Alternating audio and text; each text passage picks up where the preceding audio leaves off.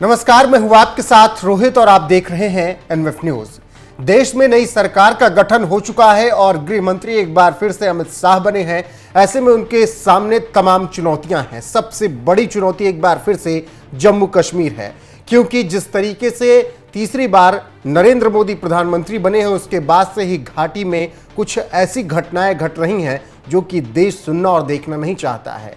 दरअसल घाटी में 2 जगह आतंकी हमले हाल फिलहाल में हुए और जिस तरीके से हिंदुओं पर आतंकी हमला हुआ रियासी में और कई श्रद्धालुओं की मौत हो गई, उसके बाद देश में एक तरीके का बहुत गुस्सा है और सब यही चाह रहे हैं कि अब आतंकियों को मुंहतोड़ जवाब दिया जाए।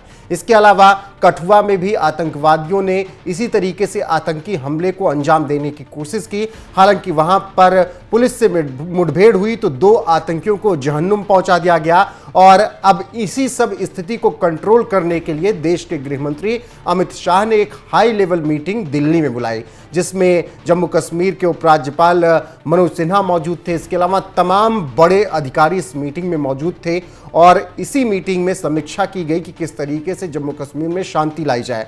आपको बता दें कि ये अमित शाह की नई सरकार के गठन के बाद बड़ी मीटिंग हो रही है और जिस तरीके से हाल के दिनों में जम्मू कश्मीर में आतंकियों ने घटनाओं को अंजाम दिया, उसके बाद से बहुत सवाल उठ रहे थे सरकार पर। इसी बीच गृह मंत्रालय ने ये उच्च स्तरीय बैठक बुलाई और इस बैठक की अध्यक्षता खुद गृह मंत्री अमित शाह ने की और जिस तरीके से सुबह 11 बजे ये बैठक शुरू हुई, लंबे वक्त तक ये बैठक चली, जिसमें तमाम मुद्दों पर बातें हुई। जम्मू कश्मीर के हालात को लेकर समीक्षा की गई।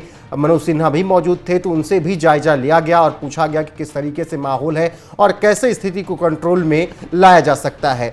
जानकारी के अनुसार 11 बजे जब मीटिंग शुरू हुई तो हमने बताया आपको कि जम्मू कश्मीर के एलजी मनोज सिन्हा, एनएसए अजीत डोभाल, गृह सचिव, IB chief, raw chief, NIA, DG, सभी अर्धसैनिक बलों के डीजी, आर्मी और एयरफोर्स के बड़े अधिकारी सहित गृह मंत्रालय के दूसरे बड़े अधिकारी इस बैठक में मौजूद थे और इसी में पूरी तरीके से ये बताया गया कि सफाई के लिए किस तरीके से हमें इंटीग्रेटेड प्लान बनाना होगा और उसी के मुताबिक हमें आतंकियों को खत्म करना होगा।